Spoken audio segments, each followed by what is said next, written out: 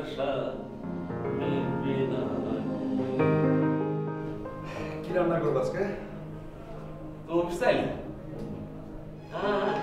রান্নার কি ওই একই ওই আলু ভর্তা ডিম বানাই। মাঝে মাঝে অন্য কিছু খাওয়া দরকার না, মাছ মাংস এসব। তোর কথা শুনলে হাসি পায়।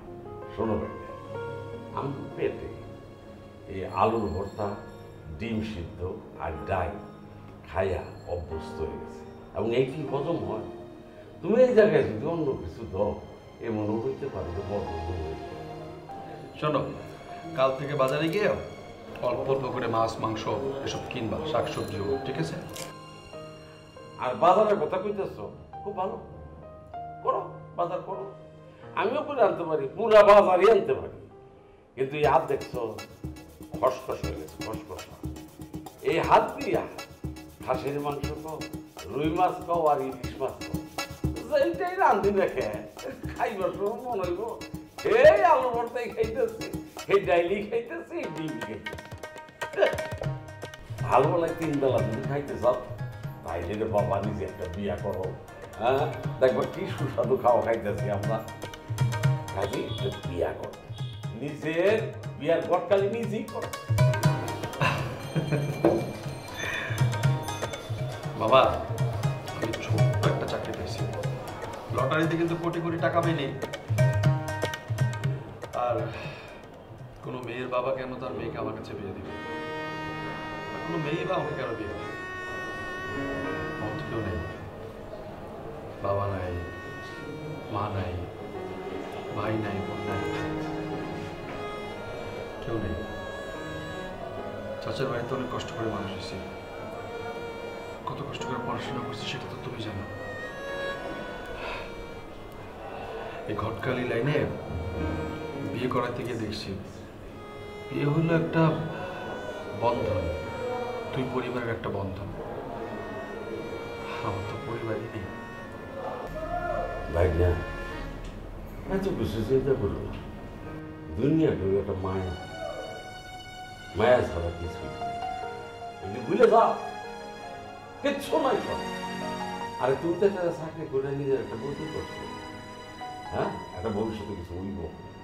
আমার কি বাবা, আমি বলি কি তুমি একটা দোকান দেখো, বিজনেস করো। শোনো, শুরু তো অল্প দিয়ে শুরু করো, পরিশ্রম করলে লেগে থাকলে তোমার বিজনেস একসময় বড় হবে, উন্নতি হবে। ঠিক খারাপ হওয়া নাই, আশা ভালো, মানুষের জীবনে আশা থাকাটা অনেক ভালো। যদি দোকান করতে তো বাবা ব্যবসার জন্য টাকা লাগবে, পয়সা লাগবে, আমার টাকা দিব কেন? 5-6 মাস অপেক্ষা করো, ব্যবস্থা হয়ে যাবে। তুমি দিবে টাকা? আমার তো কেউ নাই, তুমি আমার মামা, তুমি আর আমি মিলা একটা ছোট্ট পরিবার। আমি চাই আমার সাথে সাথে আমার পরিবারের মানুষও ভালো থাকে।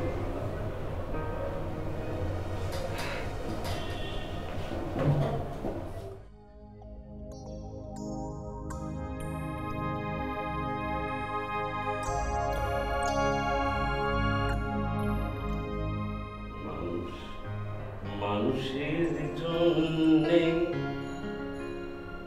জীবন, জীবনের জন্যে একটু সহানুভূতি কি মানুষ পেতে পারে না ও বন্ধু? মানুষ মানুষের জন্যে। হ্যাঁ ভাইনা রে, আমি তো তোকে দেখি বিঘ্নিত হয়ে যাচ্ছি।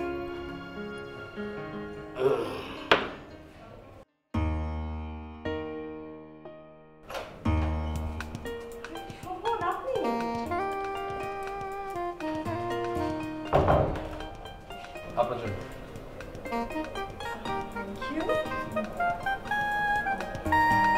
বসুন না প্লিজ, বসুন।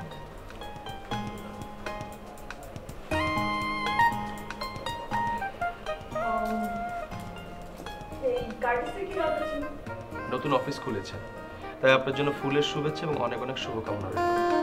আরে না না, সেরকম কিছু না। গত কয়েক মাস ধরে বাসায় অফিসের কাজ করতে করতে না আমি অনেক ক্লান্ত। আর অফিসের কাজ তো বাসায় হয় না, তাই না? আচ্ছা এনিওয়ে চা খাবেন? চা? যদি সেটা শুধু চা হয় তাহলে আপত্তি নেই। শুধু চা মানে মনে হচ্ছে এখানে আসার আগে পেট ভরে খেয়ে এসেছে। কে এসেছে রে? বাবা দেখে যাও কে এসেছে। শোভন সাহেব। ও শোভন সাহেব, হ্যাঁ নারায়ণের পাতানো ভাইকে। তা তুমি এখানে কি করছো, কি চাও? সে কি বাবা, এটা কেমন প্রশ্ন বললো? তুই জানিস রে, কিছুদিন আগে হাসপাতালের পাতানো মামা নারায়ণ ওকে দিয়ে তোর বিয়ের কথা বলেছে, বিয়ের প্রস্তাব দিয়েছে। আঙ্কেল আমি এসবের কিছু জানি না। আচ্ছা ঠিক আছে, বিশ্বাস কর না, তুমি এখন আসতে পারো। তোমার মতো অযোগ্য ছেলের কাছে আমি আমার মেয়েকে বিয়ে দিতে নিচ্ছুক নই। আঙ্কেল আপনি আমাকে ভুল বুঝছেন। সত্যি যদি তাই হয় তাইলে তুমি এসো। এই বাসায় আর কোনোদিন না আসলে আমি খুশি হব।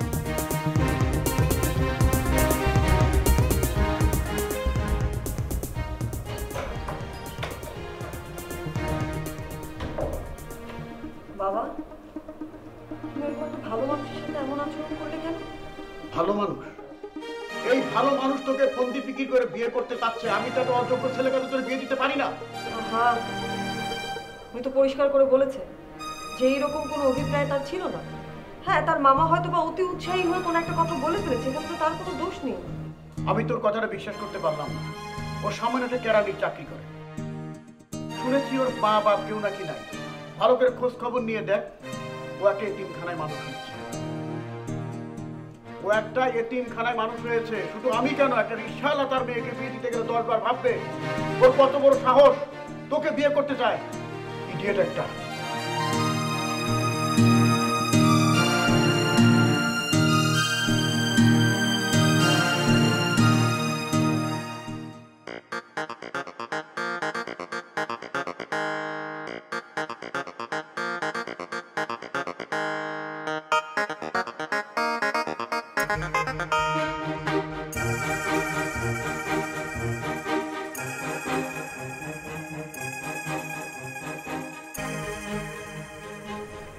কিরে ভাই না কোনো সমস্যা? নাবিলা ম্যাডামের বাসায় গেছিলাম আমি। তার বাবা নাসির সাহেবের সঙ্গে আমি দেখা করলাম। ও ওনাদের বাড়ির সবার শরীর স্বাস্থ্য ভালো? ভালো আছে, সবার শরীর স্বাস্থ্য ভালো আছে, শুধু আমার শরীর মন কোনোটাই ভালো নেই। কাজটা তুমি ঠিক করোনি বাবা। কোন কাজটা? কি কাজ সেটা তুমি খুব ভালো করে জানো। নাসির সাহেবের সাথে তুমি কি বলছো? ও নাসির সাহেবকে তো আমি এমন কোনো বাজে কথা বলি না, আমি কোনো বাজে উত্তর করে নেই, তার কোনো গালি গালাজ করি না, কিন্তু তিনি যে কেন হঠাৎ এত ঠিক বেড়ে গেলেন সেটা বোঝার ক্ষমতা যদি তোমার থাকতো তাহলে তোমার নিজের জীবনটা আরো গোছানো থাকতো। নিজের জীবন সুন্দরভাবে করতে জানে না, সে আবার অন্যের জীবন সুন্দর করে সাজাবে। বুঝি না। সরি বাবা, আমি তোমার মতো মানুষের সাথেও নেই, পাশেও নেই।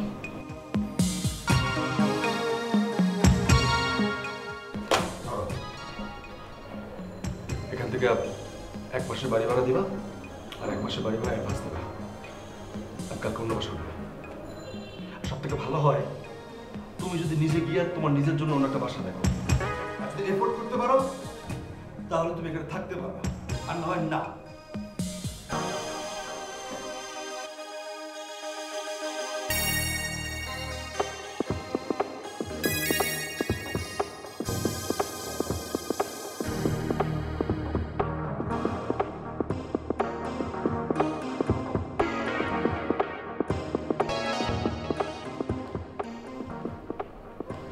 শোভন,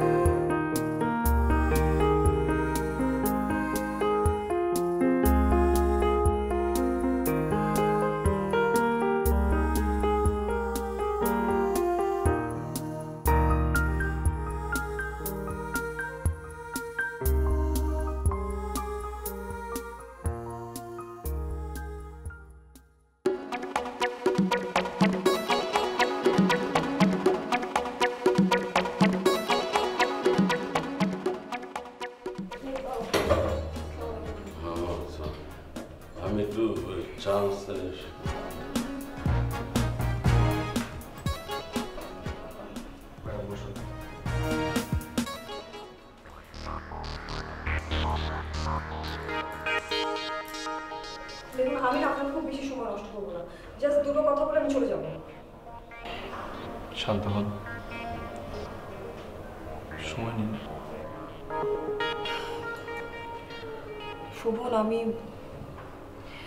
আমার বাবার পক্ষ থেকে আপনার কাছে ক্ষমা চাইতে এসেছি। I am sorry. আপনার বাবার কথা শুনে আমি খুব কষ্ট পেয়েছিলাম, কিন্তু এটা জেনে ভালো লাগছে যে আপনি আমাকে ভুল বোঝেন না।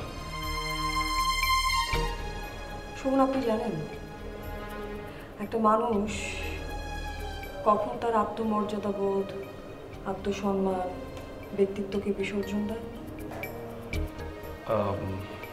হয়তো বিপদে পড়লে। না, বিপদে পড়লে কেউ কেউ পালায়, কেউ কেউ আবার নিজের সর্বোচ্চ দিয়ে মোকাবেলা করারও চেষ্টা করে।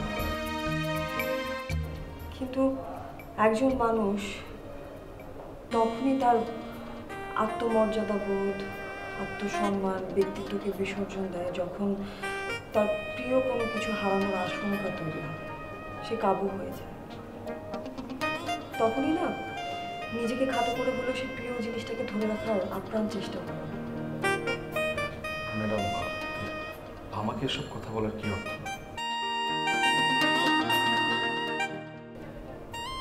দেখুন, আমার খুব ভালো লাগার একজন মানুষ, প্রিয় কিনা আমি জানি না, কিন্তু আমার খুব পছন্দের একজন মানুষকে হারানোর একটা ভয় তৈরি হয়েছে আমার মধ্যে। তাকে ধরে রাখার জন্য আপনি কি আমাকে সাহায্য করবেন? আমি সাহায্য করব? আচ্ছা বলুন, আমি আপনাকে কিভাবে সাহায্য করব?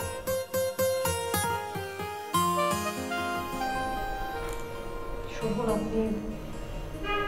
আপনি পাশে থাকলে আমি খুব স্বস্তি বোধ করি। আপনার উপস্থিতি আমাকে ভীষণ আনন্দ দেয়। আপনি প্লিজ আমাকে ভুল বুঝবেন না।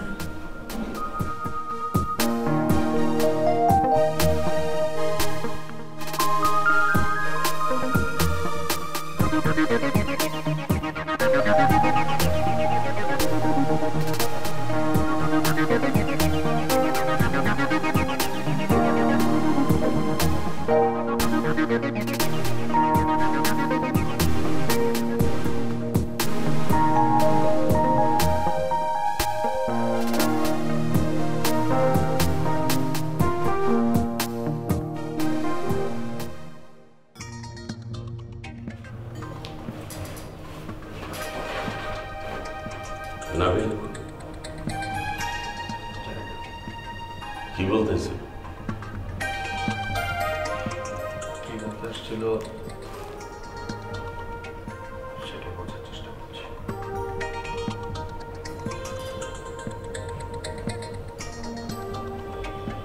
শোনো,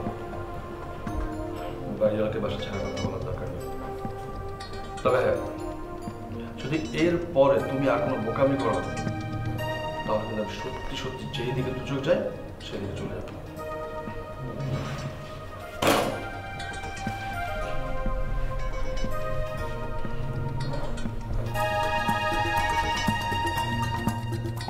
যত দোষ নন্দ দোষ, যত দোষ এই নাম নারায়ণ।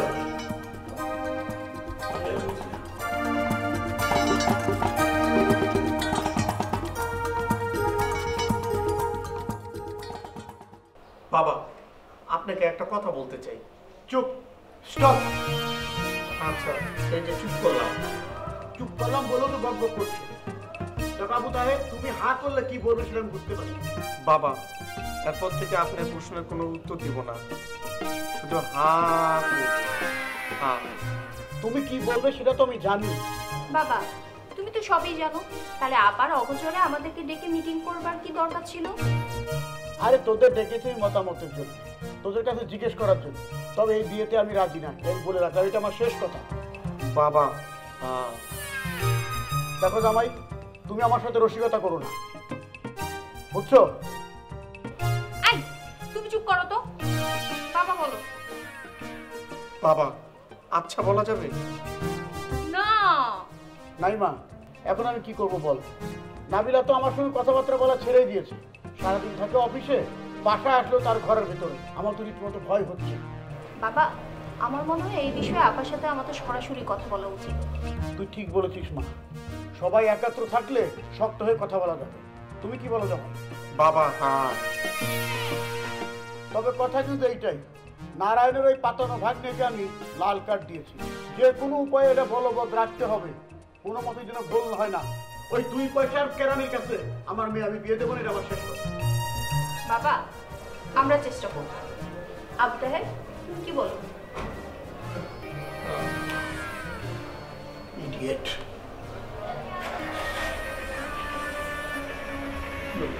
বাবা কি রাখতে বলবো?